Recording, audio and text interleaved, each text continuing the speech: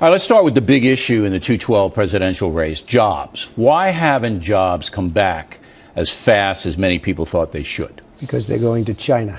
China is taking our jobs, they're making our product, and we have to do something about it, and we have to do something about it quickly. They are decimating our country just as OPEC is decimating our country with their oil prices. But how can you compete with Chinese labor, which is much, much less than unionized American labor? I mean, what are you going to make a law that says you can't, American companies can't manufacture in China? You're going to make a law? By getting China not to manipulate their currency. It's very tough for our companies to compete with Chinese companies because, very simply, they manipulate their currency. And when you manipulate a currency like they do, they're professionals at it. Well, how are you going to do that, though? Chinese are going to say, we're going to do what we want, and we don't care what you say. You're going to do something very simple, Bill. And now people are starting to use my thing. I mean, the one negative about saying it, and frankly, if it's good for the country, I don't care, is that now everyone else is starting to say it, and I started it. 25% tax on China unless they behave. That'll do two things, really, and really three. People will create jobs in this country, number one. Number two, China's going to come to the table. It'll never even come to that because they can't do it. We are rebuilding China. All right, but you're threatening China with a trade war. I'm not threatening it. No, I'm 25% tariff, that's big. Bill, they're threatening us. They're going to make a $300 billion, let's call it, profit this year on the United States. $300 billion. And more importantly, not only $300 billion, they're taking our jobs.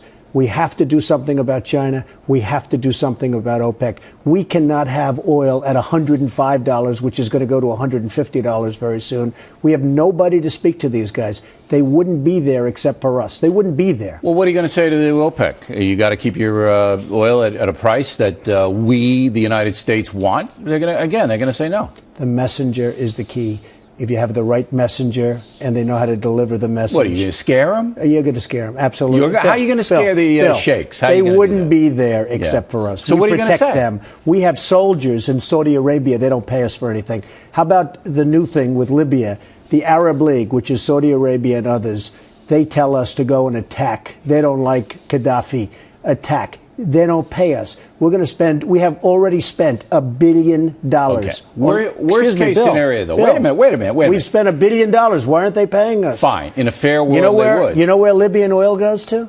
Yeah, Europe. No, excuse me. It goes to China. China's their biggest customer. But a lot of Europe, You know where it doesn't go to? United States. Correct. Okay. But unintended consequences of you threatening the Chinese and OPEC, I mean, that's going to have a big blowback on the United States. Now, it sounds good to be a tough guy. I'm a tough guy. You know that. You're a tough guy. Okay. All right. You're a tough But guy. the blowback, all right, from China and OPEC could really, really harm the country. The only thing you have to fear is fear itself. I'm so FDR. I'm so surprised at you. Let me tell you something. So surprised. The mere threat of doing that, and they know it's right. Then why hasn't Obama or Bush done it? Bill, because they don't have the capacity to do it. What, Let me not just tell you smart enough something. to do it? Maybe they're not smart enough. Maybe they're not tough enough. Maybe they don't have the right ingredient to do it. And they should absolutely be doing it.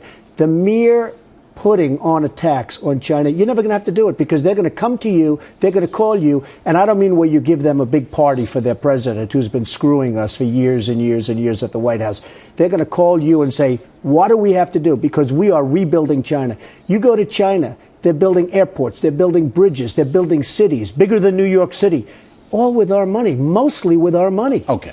So you're going to be the tough guy. You know what I noticed the other day, Bill? What? I was watching a great documentary on China, and they're building bridges all over China, massive bridges, like the Verrazano Bridge, like the George Washington Bridge, like we used to. When was the last time you saw a bridge being built in this country? It doesn't happen anymore. When was the last time you saw an airport being built in this country? It doesn't happen anymore. Okay. We're policing the world. We're in Iraq. We're in Afghanistan. We're in Libya. We're all over the place policing it. And China's out spending more money than us on taking over the world economically. We're fools, Bill. Our leaders are fools. Okay. You're going to be a tough guy if you're elected president. I'm not going to be a tough guy. Yeah, you are. You're going to scare me down. I'm not a tough guy. I think I'm a smart guy. Okay, let's not use the word tough. I know But a lot what of tough guys. you're saying Let me tell you. is tough I know a lot rhetoric. of guys that think they're tough. They're not tough. Let's use the brain, not the toughness. We're going to be smart. Okay, but the confrontation is going to come across as tough. If what you do is what you say, That's a tough approach. You know that. That is a tough I don't want to approach. lose $300 billion a year to China when we can't afford to build schools for our children, when we can't afford to build highways, when we can't afford to build railways, when we can't afford to build bridges. I mean, I don't want to build Bill. It's very simple. I want money to be invested in jobs and in this country. I don't want to rebuild China.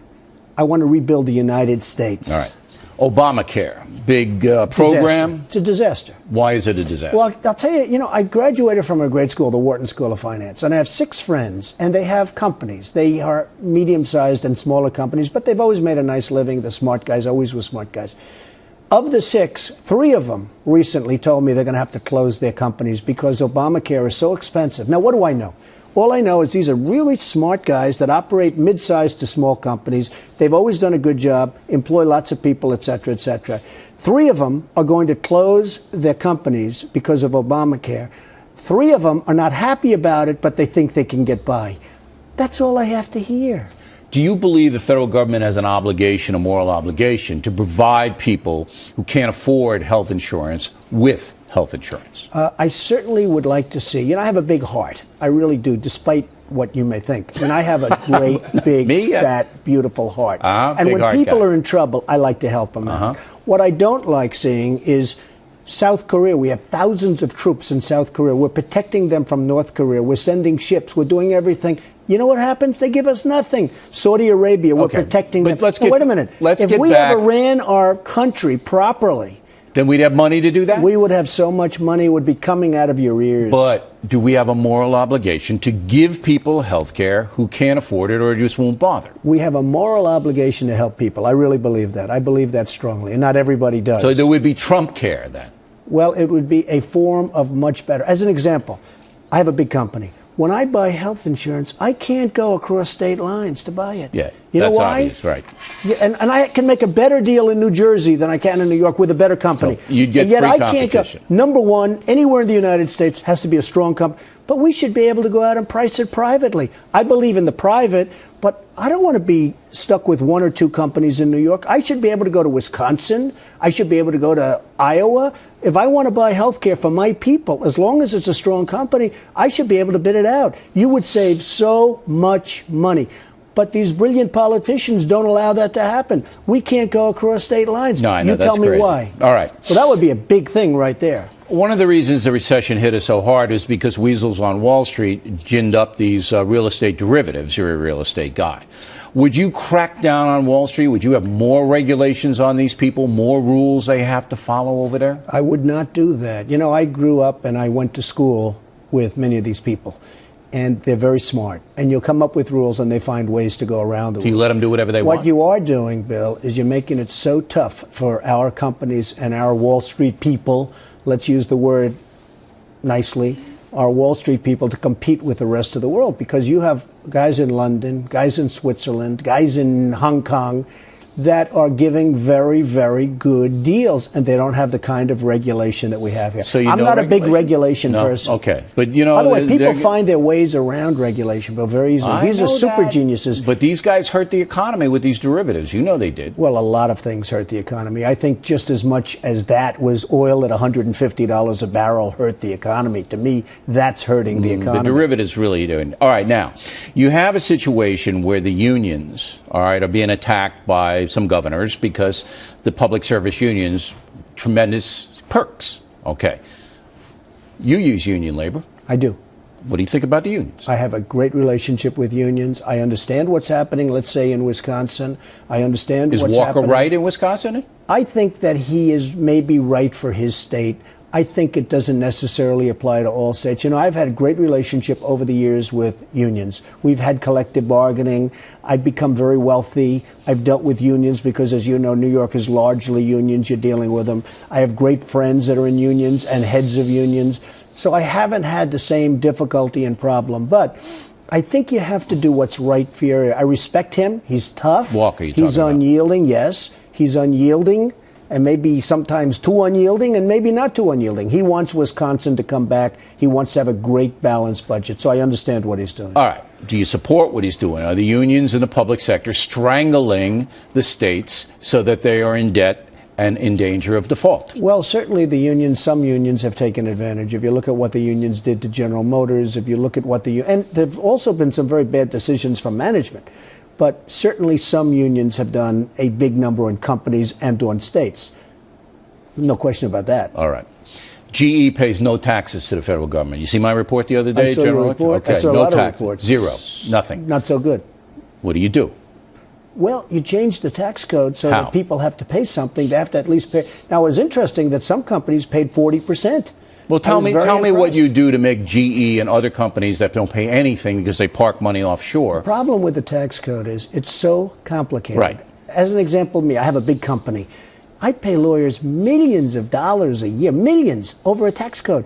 I think that you have to simplify it, and people should How? pay a fair amount of tax. What's fair? Without a tax increase. Well, whatever's fair. You want is flat fair. tax? What do you but want? you have companies. Some were paying 40%, some were paying nothing. But tell me what and by you the way, want. some of the ones that were paying nothing were doing better than the ones paying 40%. Fine, but if you're president, you're not going to be able to do it on rhetoric. You're going to have to say, this is a fair tax code. How much should I pay? I make a lot of money, not nearly what you make, but how much should I pay in tax to the federal government? What percentage of my income? I think we need a tax system. Well, tell me how much I should pay. I can't do that right Why? now, Bill. Bill, I'd like you to pay 100% because you have plenty of money. Okay. You should pay So everything. just give everything away. You should pay everything. All As right, far so as that- just you, but you should be the only one in the country. But don't Look, you see that people are going to want you as a candidate for president to tell them how much they should pay, how much corporations you have should to look pay? at the deficits, and I will tell you, It's if, 14 if I ever trillion. decide to run, it's 14 trillion, and it's increasing rapidly. Correct. If I ever decide to run, Yeah. and I may, and I'll make that decision before June, we're not going to have the kind of problems that we have right now because I won't be taken advantage of by the rest of the world. We are a whipping post for the I got world. it. All right. And Bill, But you're going to have to come up with some kind of tax code. Believe me, there won't be so much tax necessary as there is right now because we are a whipping post. We are being ripped off by the rest of the world to the tune of trillions. By the way, trillions of dollars. I'm not talking about the old word billions. I'm talking about the new word trillions. Okay. Illegal immigration. How are we going to stop that? Well, you either have a country or you don't. You either have a line and a boundary or you don't. Something has to be done. What? Tell me what you're Well, going you to do have to to stop people. Stop Look. millions coming over. What are you going to do? Militarize the border? It's a very easy and quick solution, and a lot of people would like to see it. It's a very, very strong solution, but you either have a country with a line or you don't have a country, and right now we don't have a country. Okay, what's the easy solution? Go. Well, you put soldiers on that line. You militarize it. Do you have a choice? No, I don't They're think so. coming I've been over. calling for that for 10 years. They're coming over and they're climbing over a fence and there's nobody within 10 miles and All they right, walk so you in and militarize the border, you they make it get a very job. difficult. And they're selling drugs all over the Yeah, place. you stop the narcotics and they're along killing with the people all running over the place and we're not doing anything about it. Okay. Now, the 15 million illegal aliens already in the United States. What do you do with them?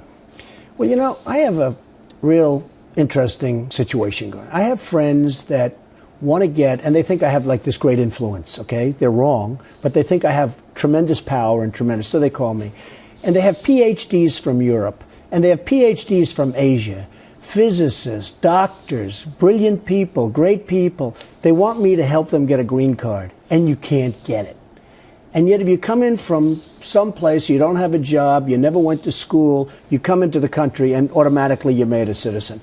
And we ought to sort of have a merit system. We want to get some great people in this country. If you're great, if you've gone to school in the finest school in Europe and you have the highest marks in the finest school, you can't come into this country. And I'm telling you, So excuse me, Bill, and I'm talking about calling the biggest senator, the biggest congressman, the most powerful people, they can't do it. Okay, so It's you pretty change sad. the legal immigration system, and I think I would everybody would agree certainly with change that. it. Well, what And do you know what I want in this do- country? I want people to come into this country that are going to be productive. I want productive Okay, people in we this got it. country. Well, What do you? I hope you get it. I get it. I'm slow, but I do pick it up. Okay. What do you do with the 15 million here? Do you give them a pathway to citizenship, or do you put them on a bus and drive them out of here? I think right now you're going to have to do something, and, you know, it's hard to generalize, but you're going to have to look at the individual people, see how they've done, see how productive they've been, see what And their then make references a are, decision. and then make a decision. All right. On a case by case, it's going to take a long time and a lot of people. But, you know, you have some great productive people that came in. doubt. And then you have some total disasters that probably should be in prison. Okay. real quick, social issues, abortion. Right. You favor it? No, as you know, I'm pro-life. Okay, so you're pro-life on abortion. But would you outlaw abortion? Well, I'd go a pretty strong step. Something I don't like. I used to not be pro-life. I've become pro-life. I've seen friends that had children that they didn't want, and now they have children and they're the apple of the eye. So I've really changed my views over the years, but I am pro-life. I would really, I'm forming an opinion. I'm forming a very strong opinion, but I'll let you know in about 3 or 4 weeks if I decide to. All right. Gay marriage. Favor it? I'm against it. Why? I just don't feel good about it. I don't feel right about it. I'm against it. And I take a lot of heat because I come from New York. You know, for New York, it's like, how can you be against gay marriage? But I'm opposed to gay marriage. They say, the gays, that this violates their rights, that they are American citizens and they should have a right to live the same way heterosexuals live. And you say? Well, I think it's a tough situation. And I'll tell you what I say. I say that we have other problems. We have other problems in this country. And I don't think a president should be elected on gay marriage or not gay marriage, because we have some very big problems. Based on everything I see, Obama, who said basically the same thing as I do, I think he's going to come out in favor of gay marriage. Okay, and but you remain opposed? I am opposed, yes. All right. You saw me on The View with the ladies walking out? Yes, I did. But they didn't walk out on you when you brought up the birth certificate when they should have. That was worse than what I did. Muslim problem in the world. Is there a Muslim problem? Well, let me explain one world? thing. I don't think it was worse. I'm just saying to Obama, let me see your birth certificate. Okay, now we'll get to that in a minute. I don't know what the big deal was. Well, Whoopi. Well, Whoopi took it a little hard. Whoopi's a friend of mine. I was in her movie and lots of other things. But, you know, it's one of those things. Go ahead. Is there a Muslim problem in the world? Absolutely. Absolutely. I mean, I don't notice Swedish people knocking down the World Trade Center. There certainly is. And I came out very strongly against the mosque being built virtually across the street. And so did I. You and I were on the same page. Okay. However, Muslim Americans say, hey, you're picking on us. No, nobody's picking. The fact is, it was so insensitive when they announced the mosque in that location. Don't forget, that's my territory, Manhattan real estate. When they announced the mosque in that location, I couldn't believe it. You know, you have people, 3,000 people died, and you have all those parents and sisters and brothers and wives, and I mean, just saying, I can't believe it. The World Trade Center came down. My loved one, more than anybody in the world, I love this person, dead, and now they're building a mosque across it? I thought it was the same way. I think it's very insensitive, and I think But you do believe, overall, there is a Muslim problem in the world? Well, there is a Muslim problem, absolutely. You just have to turn on your television set. And do you think it encompasses all Muslims? No, and that's the sad part about life, because you have fabulous Muslims. I know many Muslims, and they're fabulous people. They're smart, they're industrious, they're great. Unfortunately, at this moment in time, there is a Muslim problem in the world. And by the way, and you know it, and I know it, and some people don't like saying it because they think it's not politically correct. Whoopi and Joy will walk off on me. But when I say there's a Muslim problem in the world, I basically say, why don't the good Muslims, that I believe outnumber the bad Muslims probably 8 or 9 to 1, or more, why don't they, the Muslim community throughout the world, speak out more forcefully against the jihadists? Well, there's something out there that brings a level of hostility that I've never seen in any religion. I mean, you can say what you want about the Quran, you can say what you want. There's something there. There is tremendous hatred, and tremendous hatred of us. I look at Iraq. I was watching the other day. You know, we've spent all this money and all those lives in Iraq. They hate us. They hate us. They can't get rid of us fast enough. And by the way, as soon as they leave, you know, as soon as we leave, Iran is going to take over the oil. We know there's a big problem. We'll get to foreign in a minute. Okay. Now, when you were on The View and they didn't walk out, which they should have, because they walked out on me and they should have stayed, you were way, way worse than I was on that View. You were hammering the birth certificate. Now, we very early on did an investigation about Barack Obama's birth certificate. And what the factor found out was there were 2 announcements the week he was born in both Honolulu newspapers saying that he was born. Okay? That is impossible. That is impossible to make happen if he had not been born in the hospital. So therefore, I just put it to bed. I said he was born in Honolulu. All right. The 2 newspapers documented it. His mother was a hippie. His father was a guy from Kenya who split. There couldn't have been a sophisticated, what is he, baby Jesus? There was a sophisticated conspiracy to smuggle this baby back into the country. So I just dismissed it. But you made a big deal out of it. Bill, I grew up with Wall Street geniuses. What they do in terms of fraud and how they change documents. And I'll tell you something, if you notice, those dates were 3 days later. And here's what I ask people. Who puts announcements? Here, two poor people, a man and a woman with no money. They have a baby. There's announcements in the newspaper. The grandparents did it. The grandparents. Nelson Rockefeller doesn't put announcements. Sure, there are birth announcements all the time. I've never seen one. Okay? Really? No, I've never seen one. I've never seen one. But why is this important to you? Because if you are going to be the president of the United States, you have to be born in this country. And there is a doubt as to whether or not he was born. Do you really feel there's a doubt? You know, I started off by saying, and I always do, and I did on The View, I'm a very smart guy. I went to the best college. I had good marks. I was a very smart guy, good student, all that stuff, okay? Because what they do to the birthers, which is a term I hate, because a lot of these birthers are just really quality people that just want the truth. What they do to the birthers is unbelievable, to a point where people are afraid to talk about this subject. They're afraid to confront you or anybody about this subject. Do you think it's an important subject? Listen. I have a birth certificate. Right. I have my birth certificate. And in fact, they said the one I gave yesterday wasn't good enough. So I actually got the one from the health department, which is the perfect one, okay? Because they were saying, oh, the one I gave yesterday wasn't good enough, so I got the other one. People have birth certificates. He doesn't have a birth certificate. Now, he may have one, but there's something on that birth, maybe religion, maybe it says he's a Muslim. I don't know. Maybe he doesn't want that, or he may not have one. But I will tell you this. If he wasn't born in this country, it's one of the great scams of all time. Absolutely, but I don't think that's the case. Well, I mean, you don't, but I'm starting to think. I don't think you believe that either. I think it's provocative. 2 weeks ago, you get a lot of attention raising the question, but I don't think you believe it. 2 weeks ago, I felt like probably he was born in the country. Today, it's possibly. I'm telling you, it's changed. I've seen too many things. Why did Whoopi Goldberg get so angry about you? I don't know. And then she Didn't said, you ask her? Then she said to me, and she likes me. She said, Donald, I love you, but she actually said if it were a white man. Now, I know they asked for Bush's birth certificate. I know for a fact they asked for John McCain's birth certificate. So why did she make it racial? I don't know. She brought race into it. She brings race into it. What can I tell you? You don't know why? She started up by saying, I love you, and then she brought race into it. You tell me what that means. I don't know. Okay. All right, let's go to Libya. The Libyan action is being explained by President Obama, as you know, as a humanitarian act to stop a slaughter, which we all believe would have happened. Which is fine. Okay. Do you support it? I support stopping that kind of a slaughter. The problem is, where do you stop?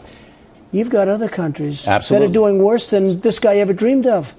And we're not doing anything. We have other countries like Darfur. Well, we're not doing anything, though. You know, the one thing I would say, Bill, go ahead. And I've never said this before. This is the first on your show. Good luck with it. Run with it. In the old days, when you had wars, you win, right? You win. To the victor belong the spoils. So when we go to Iraq, we spend $1.4 trillion so far, and thousands of lives are lost, right? And not to mention all the poor guys and gals with one arm and no arm and all the problems, Absolutely. Right. And we're going to leave, and as sure as you're sitting there, Iran is going to come over, take over not only Iraq, but perhaps more importantly to them, take over the second biggest oil fields in the world, right? And I like the old system better. You win a war, you stay there, and you keep the oil. And, you know, then those people will not have died in vain. Forget the money we spend. They will not have died in vain. You have the second largest oil fields in the world. Now, they're not going to come as long as we're there, but 15 minutes after we leave, Iran is going to go into Iraq. And what do you do to Iran if that happens, if you're president?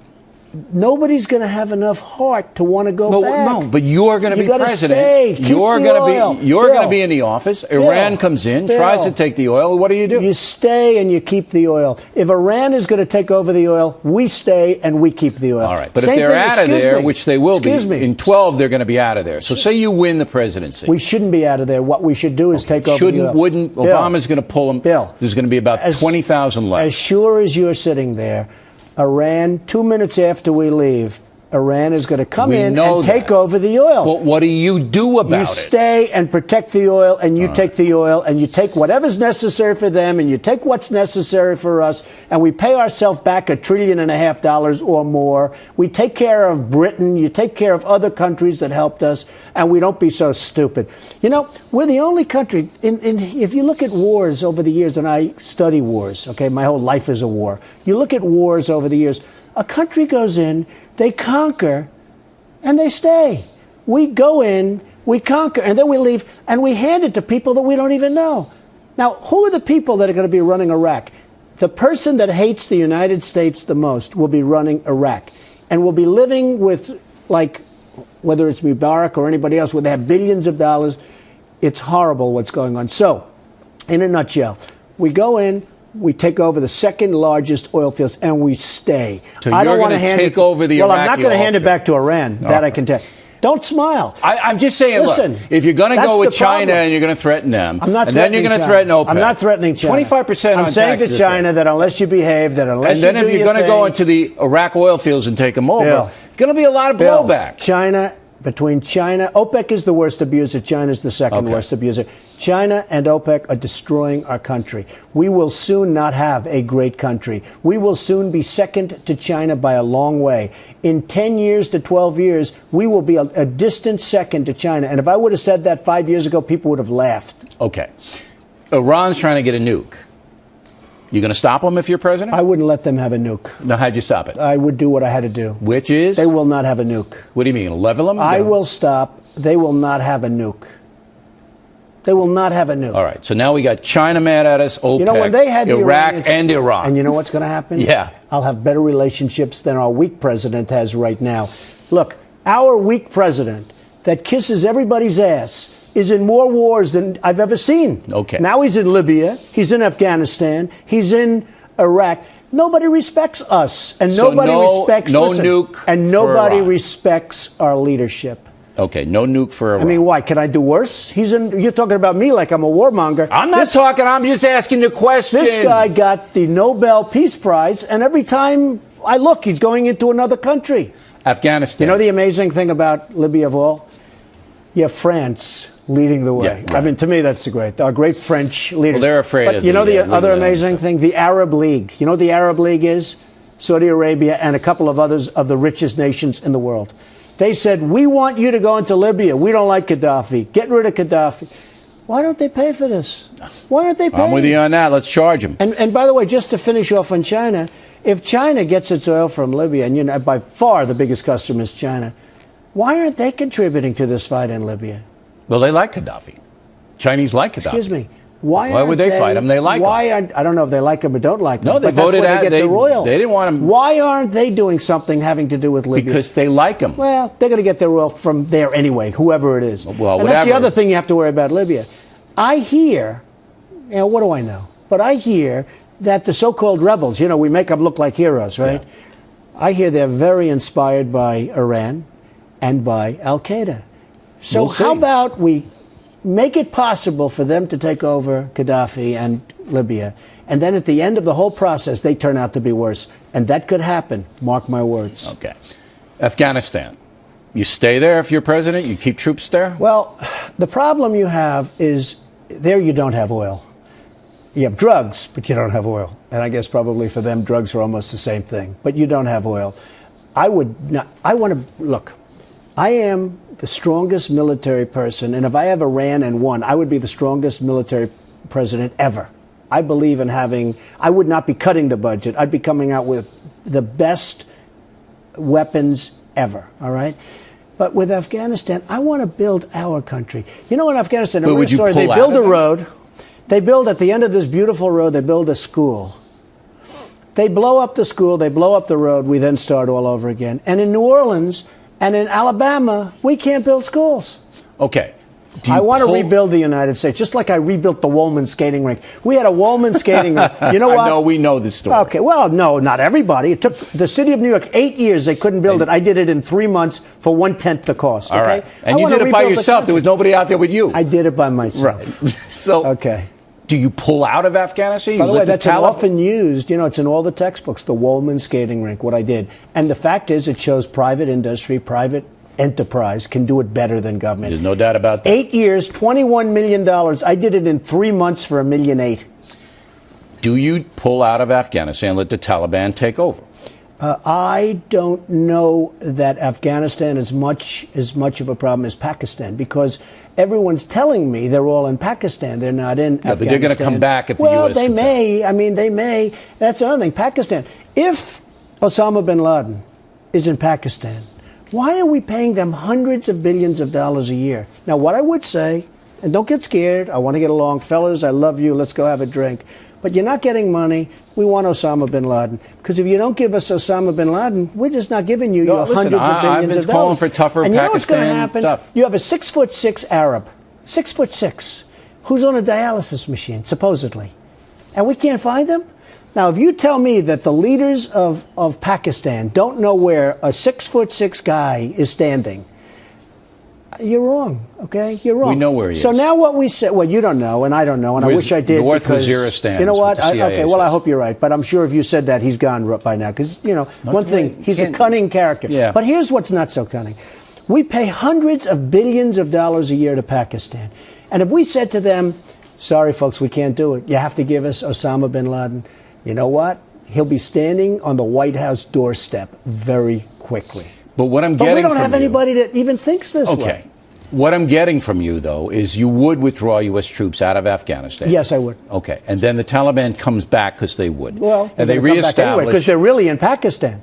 Okay, but I mean, are you a warmonger? Do you want to attack Pakistan That's a too? short drive. Bill, you're a warmonger. No, but I'm just like, this is serious. So they come back and they reconstitute the Taliban government. Al Qaeda has the sanctuaries it has before. Then you're going to have to go back and take care of them anyway. I don't believe too much in the soldier concept, other than I believe in air power. And you're sort of seeing that over in Libya. You can knock the hell out of them without losing soldiers and losing lives. Kill a lot of arms civilians and though. legs. Kill a lot of civilians. No, not necessarily. If you have good intelligence, you know, intelligence is the thing that this country is lacking. All right, especially from its leadership. Afghanistan, you're out. All right, now final question. When you say Afghanistan, I'm out. I am, as I said, the most militaristic person you'll ever find. I'm much more so than anybody. But you have to know what to do. And I want to rebuild our military, and I also want to rebuild the United States. I'm tired of seeing China and Saudi Arabia and all of these countries, South Korea, where we're protecting them and they're making hundreds of billions of dollars of profit on us, and we protect them and they don't pay anything. I'm tired of seeing it. I want to rebuild the United States so that we start looking like what China's doing. You go to China, you go to Hong Kong, there's a crane on every corner. The place is boomtown. You go to our cities, the roads are decaying. It's honestly, Bill, it's very, very sad. We're like a third world nation. You land at LaGuardia Airport. You come out of one of these great brand new Chinese airports, the Qatar airport, most gorgeous airport I've ever seen. You land at LaGuardia, it's like we're from a third world nation. They have a sign, welcome to New York. It's made out of 2x4s that are there for 25 years. You know what I'm talking about, on the grass, and they're rotted. This is what we have. All right. I want to rebuild this country, and I want to create jobs in this country. I got it. Do you have any idea what you're getting into if you do run for president? You're going to have to go to Iowa and New Hampshire in the winter. I love the people in Iowa. I love the people in New Hampshire. Do you know where Iowa is? Absolutely. You know, there's no golf courses there. I know. I almost bought one in Iowa, actually. Of course.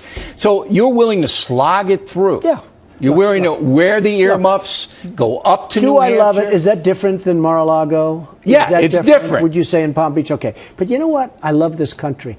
If I can do something to help this country, and when I see the gross incompetence that we have running this country, I cannot believe it, okay? I cannot believe it.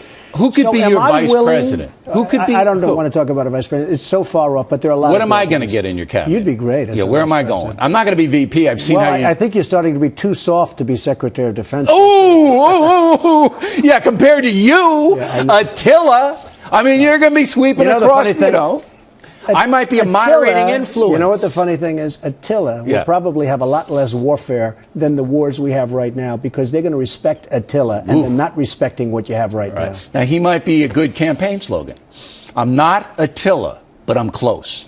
How about that on the bumper sticker? You know what? I'm not Attila. I have a big heart. I'm going to take care of people, and I'm going to make sure that this country comes first. We don't come first. We don't come 10th. We take care of everyone else but our own, and that's going to change.